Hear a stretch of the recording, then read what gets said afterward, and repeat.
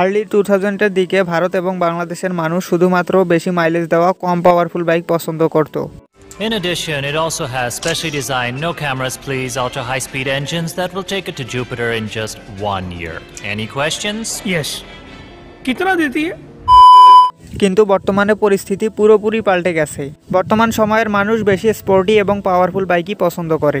Unbelievable, because they just can't believe that the DTSI powered Bajaj Pulsar, DTSI powered Bajaj Pulsar, India's #1 sports bike. ভারতীয় উপমহাদেশের বাইকারদের মাইন্ডের এই major পরিবর্তন আনার জন্য বাজাজ পালসারের পর যদি কোনো বাইকের অবদান থেকে থাকে সেটি হচ্ছে ইয়ামাহা R15। আর বাংলাদেশে তো জনপ্রিয়তার দিক থেকে ইয়ামাহা R15-এর ধারের কাছেও কেউ নেই।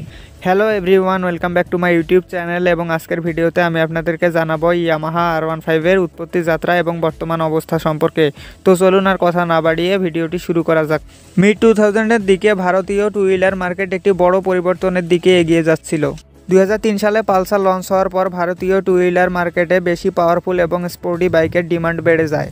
তাই হিরো হোন্ডাও সেই সময়ে সিবিজেড এবং কারিজমার মতো পারফরমেন্স ওরিয়েন্টেড বাইক লঞ্চ করে দেয় ভারতীয় মার্কেটে। আর এইসবের মাঝে 2004 সালে চলে আসে জন আব্রাহামের বলিউড অ্যাকশন মুভি ধুম।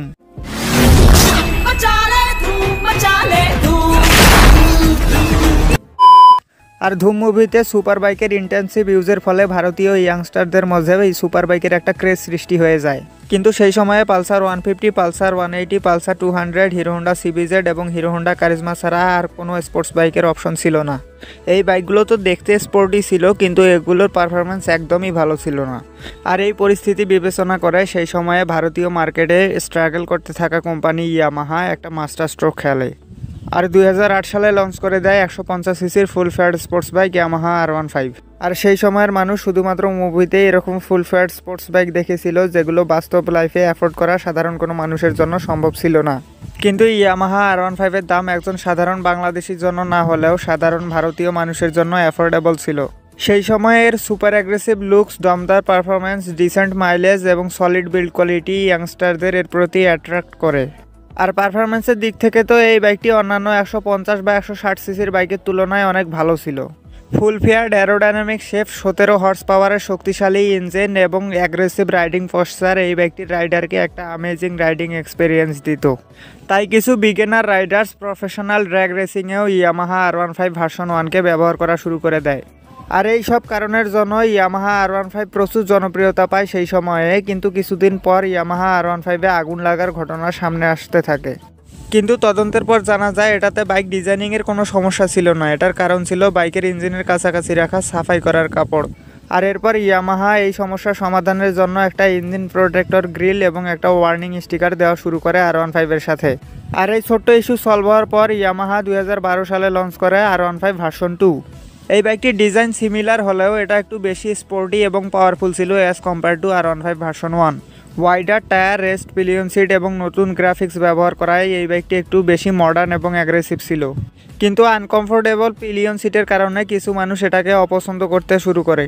আর এ কারণে 2015 সালে ইয়ামাহা লঞ্চ করে Yamaha R15 version 2S। Basically এটা R15 ভার্সন 2ই ছিল with single part long seat. ভারতে KTM RC 200, Bajaj Pulsar RS 200 এবং বাংলাদেশে হোন্ডা CBR 150 এবং সুজুকি GSX-R 150 এর মতো স্পোর্টস বাইক থাকলেও ইয়ামাহা R15-কে কেউ ডিরেক্ট কম্পিট করতে পারছিল না। কিন্তু ভারতের বাজারে KTM RC 200, KTM RC 125 এবং বাজাজ পালসার RS 200 এর মতো বাইক লঞ্চ হওয়ার পরে ইয়ামাহা R15-এর ডিজাইন একটু পুরনো লাগতে শুরু করে। আর তাই ইয়ামাহা 2018 সালে তৎকালীন সময়ের সবচেয়ে অ্যাগ্রেসিভ এবং সবচেয়ে শক্তিশালী ইয়ামাহা R15-কে লঞ্চ করে দেয়, যেটা ছিল R15 version 3। Sleek dual LED headlamp, sharp body fairing এবং অ্যাগ্রেসিভ রাইডিং পজিশন থাকার কারণে এই বাইকটি ছিল একটি পারফেক্ট আই ক্যাচার। আর লুকসের সাথে সাথে এই বাইকটির ইঞ্জিনেও বড় পরিবর্তন আনা হয়। এই বাইকটির 155 সিসির 4 স্ট্রোক সিঙ্গেল সিলিন্ডার 4 ভ্যালভের লিকুইড কুলড SOHC ইঞ্জিন সর্বোচ্চ 19 হর্স পাওয়ার এবং 15 নিউটন মিটারের টর্ক উৎপন্ন করতে পারত।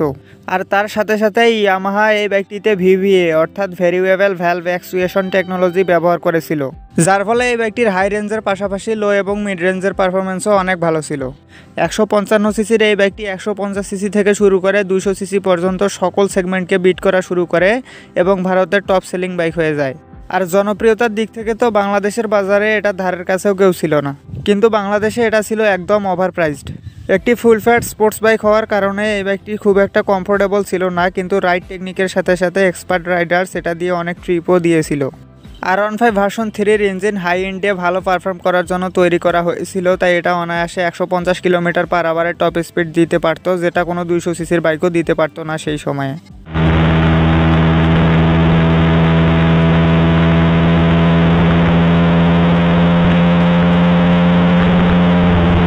ডুয়েল চ্যানেল ABS এবং BS6 আপগ্রেডের পর R15 এর পাওয়ার অনেকটাই কমে যায়, কিন্তু এটার জনপ্রিয়তা আরও বেড়ে যায় সিকিউরিটি এবং রিফাইনমেন্টের কারণে।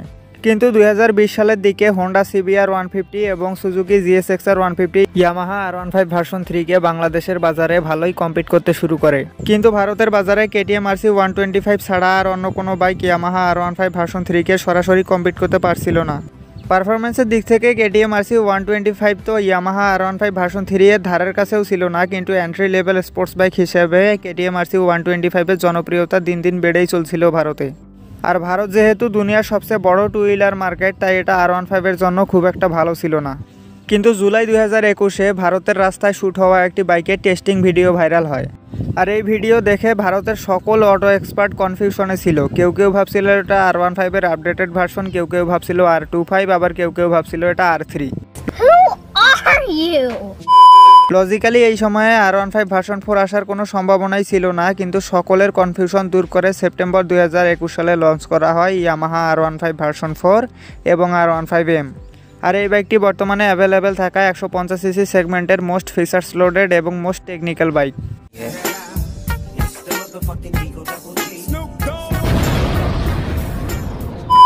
একটা 155 সিসির বাইক হওয়া সত্ত্বেও এটাতে upside down suspension, dual channel ABS, VVA, slipper clutch, traction control এবং কুইক শিফটারের মতো ফিচার্স রয়েছে। কিন্তু এই বাইকটির পারফরমেন্স ইয়ামাহা R15 ভার্সন 3-এর তুলনায় অনেকটাই খারাপ। বাইকটির ইঞ্জিন হিসেবে ব্যবহার করা হয়েছে 4 স্ট্রোক সিঙ্গেল সিলিন্ডার 4 ভ্যালভের লিকুইড কুলড SOHC ইঞ্জিন, যেটা সর্বোচ্চ 18.2 হর্স পাওয়ার এবং 14.1 নিউটন মিটারের টর্ক উৎপন্ন করতে সক্ষম, যার ফলে এই বাইকটিতে 0 থেকে 60 কিলোমিটার গতি ওঠাতে সময় লাগে 3.78 সেকেন্ড এবং 0 থেকে 100 কিলোমিটার গতি ওঠাতে সময় লাগে মাত্র 9.48 সেকেন্ড। আর এটা সর্বোচ্চ গতি 154 কিলোমিটার/আওয়ার, তবে এটা রাইডার ভেদে কম বেশি হতে পারে। ইয়ামাহা R15 ভার্সন 4 ইয়াংস্টারদের মাঝে অতটা ক্রেজ সৃষ্টি করতে পারেনি যতটা ক্রেজ সৃষ্টি করেছিল R15 ভার্সন 3। তাই এবার গুঞ্জন উঠেছে যে ইয়ামাহা R15 ভার্সন 5-কে লঞ্চ করতে যাচ্ছে ইয়ামাহা। আর R15 ভার্সন 5-এ কী কী পরিবর্তন আসতে পারে এবং কী কী নতুন সংযোজন করা হতে পারে সেটা নিয়ে আমি একটা শর্ট ভিডিও বানিয়েছি, যেটা লিঙ্ক আপনারা ডিসক্রিপশন বক্সে পেয়ে যাবেন, গিয়ে দেখে আসতে পারেন। এই ছিল আজকের ভিডিওটি ভালো লেগে থাকলে একটি লাইক করবেন এবং এরকমই বাইক রিলেটেড ভিডিও পাওয়ার জন্য চ্যানেলটি সাবস্ক্রাইব করে বেল নোটিফিকেশনটি অন করে দেবেন। Ride safe for ride again, see you in the next video.